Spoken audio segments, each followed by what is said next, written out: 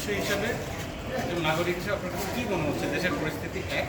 আর দ্বিতীয় বিষয়টা হচ্ছে এরই মধ্যে অনেকের ব্যাপারে খবর উঠেছে যে অনেকে বিদেশে গেছেন, অনেক নেতা এই যে যাওয়া এ নিয়ে খবরও প্রচার হয়েছে, এই সময় অনেকেই দেশ ছেড়ে চলে যাচ্ছে, আপনিও চলে গেছেন। জি দেখেন, আজকে সকালবেলা আমি নিজেই একটা ফেসবুকে অনেকগুলো ছবি দেখলাম যে আমি বিদেশ চলে গেছি।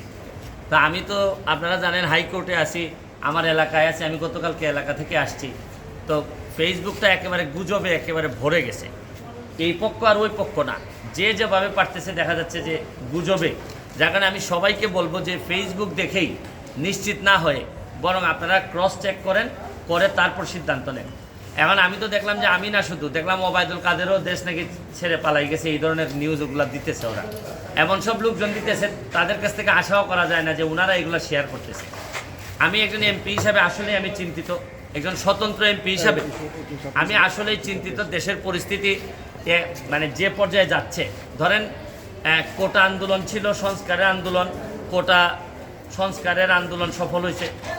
এরপরে হচ্ছে গিয়ে বিচারের যে আন্দোলন ছিল, বিচারের প্রক্রিয়া শুরু হয়েছে, কমিশন 2-3 মাননীয় বিচারপতির সমন্বয়ে দেয়া হয়েছে। এখন বিচারের প্রক্রিয়াও হচ্ছে না, তারা এখন এক দফায় চাচ্ছেন যে এই সরকারের পতন এবং জননেত্রী শেখ হাসিনার পদত্যাগ চাচ্ছেন ওনারা।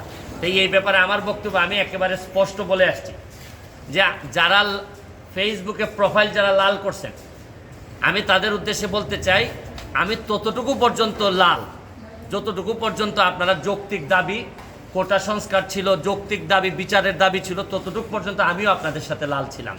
কিন্তু যখন আপনারা আমার নেত্রী জননেত্রী শেখ হাসিনার পদত্যাগ দাবি করতেছেন এবং ধ্বংসলীলায় মেতে উঠেছেন, তখন আমি যেমন আপনাদের যেমন আমার নেত্রীর বিরোধিতা করার অধিকার আছে, আমারও আমার নেত্রীর পক্ষে দাঁড়ানোর অধিকার আছে। আমি এই সস্তা জনপ্রিয়তার জন্য এখানে ভাইরাল হইতে আসি নাই। আমি জানি যে এখন দেখা যাচ্ছে যে এমন একটা অবস্থা যে আপনি ফেসবুকটা এমন, যেমন ধরেন আমার মাননীয় প্রধানমন্ত্রী বলতেন যে আমি ফেসবুক এমপি। আমি যদি ফেসবুক এমপি হিসাবে চিন্তা করতাম, তাহলে ফেসবুকে তো এখন পুরাটাই দখল করে রাখছে হচ্ছে গিয়ে এই জামাতের লোকজন সবচেয়ে বেশি দখল করে আছে। তা আমি এখন সরকারের বিরুদ্ধে একটা কথা বললে আমার তো বলার ক্ষমতা আছে, আমি তো স্বতন্ত্র এমপি, আমি যা ইচ্ছা সরকারের বিরুদ্ধে বলতে পারবো। তা আমি তো একেবারে এখন তো আমি মানবতাবাদী, শুধু মানবতাবাদী না, দেখতেন আমি যদি আজকে খালি সরকারের বিরুদ্ধে বলি, কালকে থেকেই সবাই বলবে যে সুমনকে আমরা প্রাইম মিনিস্টার দেখতে চাই, প্রধানমন্ত্রী দেখতে চাই। তা আমি তো ওই প্রধানমন্ত্রী আর লোভে আসি না, এইখানে আমার রাইট রং বোঝার ক্ষমতা হয়েছে। আমি পড়াশোনা করে ব্যারিস্টার হয়েছি।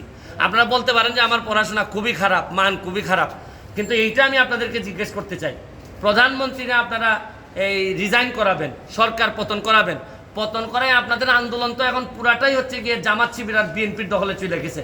তাইলে আপনারা জামাতকে আবার ক্ষমতায় আনবেন, তারেক জিয়ারে আবার ক্ষমতায় নিয়ে আসবেন যিনি দ্বন্দ্বপ্রাপ্ত। তাহলে আপনারা যদি এইগুলো আনেন, তাহলে আজকে আপনারা এক দফা চাচ্ছেন। এক দফায় কি মনে করলাম যে আপনাদের এক দফায় আমি মেনে নিলাম, মাননীয় প্রধানমন্ত্রীকে বললাম যে আপনি কি করেন, পদত্যাগ করেন, ছাত্ররা মারা যাচ্ছে, এই না আমরা বললাম তারে, স্বতন্ত্র এমপি হিসাবে আমি তারে বললাম। আজকে যারা এক দফা দিচ্ছে, কালকে এরা আরেকটা দফা দিবে, দিয়া বলবে যে আপনি আওয়ামী লীগ করা বন্ধ করেন, এই দেশে কেউ আওয়ামী লীগ করতে পারবে না।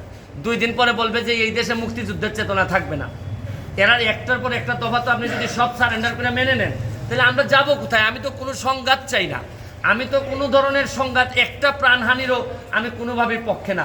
যতগুলা ছাত্র মারা গেছে তাদের প্রতিটা ছাত্রের আত্মার মাগফিরাত কামনা করা এবং বিচারের ব্যবস্থা করার জন্য আমি সবচেয়ে, শুনেন, এখন হয়েছে কি, দুর্নীতির বিরুদ্ধে যুদ্ধ তো নাই, এখন তো নতুন আরেক যুদ্ধ তৈরি হয়েছে।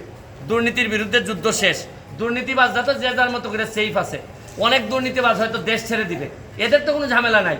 মরবে হচ্ছে গিয়ে যে যারা এই না দুর্নীতি করছে, না এরা এই যে সহজ সরল জীবনযাপন চাইছে, তারাই এখন বিপদগ্রস্ত বেশি। ভাই, আপনার বিশ্লেষণে আপনি তো দেখছেন এই নিশ্চয়ই এই সময় সরকারের এবং আওয়ামী লীগের জন্য একটা দুঃসময়, চ্যালেঞ্জিং সময়। আপনি স্বতন্ত্র প্রার্থী, তারপর আপনার যেহেতু আদর্শিক নেত্রী, আপনার কি মনে হয় এই সময় নেত্রীর পাশে যাদের থাকার কথা তারা আছে, নাকি অনেকেই একটু? শুনেন, আপনারা জানেন যে এই সময় তো এখন 15-20 দিন, আমি তো প্রায় আমার গত 5 বছর যতগুলা লাইভ দেখেছেন আপনি, যতগুলা বক্তব্য শুনছেন আপনি, অনেকে আমাদের সন্দেহ করছেন যে আদৌ আমি আওয়ামী লীগ করি কিনা, নাইলে আমি আওয়ামী লীগের প্রচার সম্পাদকের বিরুদ্ধে আমি বাদী হয়ে মামলা করি কিভাবে, আব্দুস সুবহান গোলাপের বিরুদ্ধে আমি বাদী হয়ে মামলা করি কিভাবে, আমি আওয়ামী লীগের এই সমরেজা সাহেব থেকে শুরু করে কার বিরুদ্ধে, দীপুমণির থেকে বিরুদ্ধে কার বিরুদ্ধে আমি ফেসবুকে কথা বলি নাই, আমি কার বিরুদ্ধে, আমি সব সময় বলছিলাম যে যারা দুর্নীতি করে বা দুর্নীতির অভিযোগ আছে দুঃসময়ে এরা থাকে না, এটা প্রকৃতির নিয়ম। আপনি দুর্নীতি করে যদি টাকা বানান, এই টাকা তখন আপনি নেত্রীরা বাঁচাবেন তো পরে, আপনার টাকা বাঁচানো আপনার বেশি গুরুত্বপূর্ণ হয়ে পড়ে। এখন একটা কথা আছে, দেখবেন অনেকেই আওয়ামী লীগের মাঠে আছে, যাদের কাছে হয়তো টাকা নাই, কিন্তু যাদের টাকা আছে তারা অনেকেই মাঠে নাই, এই কারণেই কষ্টটা একটু বেশি হইতেছে। তার মানে আপনি কোথাও যাচ্ছেন না, আপনি এই পরিস্থিতি যে পরিস্থিতি হোক দেশে থাকছেন। আমি এই প্রশ্নটাই আমার কাছে মনে হয় আমার জীবনের সাথে মানানসই না। আমি কোনোভাবেই এই দেশ ছাড়বো না, এই দেশ আমার। দেশ ছাড়বো তো আমি কখন, যদি আমার এমন কোনো অসুখ হয় যেটা দেশে কোনো আর রোগ, এই রোগ দেশে কোনো চিকিৎসা নাই, তাতেও আমি মনে করি মৃত্যু তো হবেই, দেশটাতে হওয়ার মতো শান্তি আর কোনো কিছুতে আমি পাই না। যারা যাচ্ছে বা যাওয়ার প্ল্যান করতেছে এরা কেমন হচ্ছে? এরা যারা যাচ্ছে বা যাওয়ার প্ল্যান করতেছে তাদের তো অনেক কারণ থাকতে পারে, তবে আমি মনে করি, মনে রাখবেন, প্রকৃত আদর্শের একটা মানুষ কোনোদিন তার আদর্শের মানুষকে এই বিপদে রেখে, ক্রাইসিস মোমেন্টে রেখে যাইতে পারে না। যারা যায় এরা কোনোদিনই কারো লোক ছিল না, এরা একমাত্র এদের ছাড়া কোনো চিন্তা এরা কোনোদিন করে নাই। আমি আপনাদেরকে বলবো যে শুনেন, উত্থান পতন, জমিনে কে সম্মানিত হবে তার ফয়সালা হয় আসমানে। উত্থান থাকবে, পতন থাকবে, তারপরে যে যে আদর্শের আছি, এই আদর্শের দুঃসময়ে যদি থাকতে না পারি, না হয় আমার এমপিত্ব যাবে, আমাকে না হয় কেউ আর ফলো করবে না, আমাকে জাতীয় বেঈমান বলেন, তারপরও আমি বিশ্বাস করি আমি জননেত্রী শেখ হাসিনাকে শেষ পর্যন্ত আমি চেষ্টা করব তার সাথে থাকার, এবং আমি কোনোভাবেই জামাত বিএনপিরে এই ক্ষমতায়, এই দুর্নীতিগ্রস্ত এইরকম একটা ক্ষমতায় আসার জন্য, বাধা দেওয়ার জন্য যা যা করা লাগে আমি করব।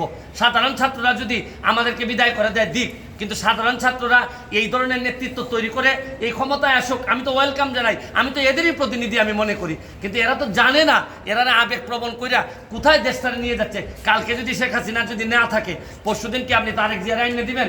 আপনি কি কারে দিবেন? এই যে 14 জন আর 100 জন সমন্বয়ক আছে, তারা এসে ক্ষমতা নিক, তারা তো ক্ষমতা নিতে পারবে না। তারা কার কাছে নিয়ে ক্ষমতা দিবে এইটাই তো আমি বুঝতে পারি না। তারা ক্ষমতাটা নিয়ে কার কাছে দিবে ক্ষমতা বলুক যে আমি অমুকরে দিব। 14 জন বা 150 জন সমন্বয়ক যারা আছে, যারা দাবি করতেছে যে তারা এই দেশটারে রাষ্ট্রের সংস্কার করতে চায়, তাহলে তারা এসে বলুক তারা মন্ত্রী হইতে চায় বা তারা ক্ষমতা নিতে চায়। কিন্তু তারা তো, আমরা তো বুঝতেছি তারা আইসাই যেটা করবে এটা হচ্ছে কি লাথি মেরে এদেরকে, যারা আজকে যদি এই সরকারের পতন হয়, কালকেই এই সমন্বয় একটা লাথি মেরে বের করে দিবে, দিয়া জামাত এবং বিএনপির যারা এই ষড়যন্ত্রটা করে এই জায়গা পর্যন্ত আসছে, এরাই এই দেশের দায়িত্ব নিবে, নিয়ে এই দেশটারে আগের 50 বছর আগের জায়গায় নিয়ে যাবে, কারণ এদের রক্তের মধ্যেই বাংলাদেশ নাই। Thank you.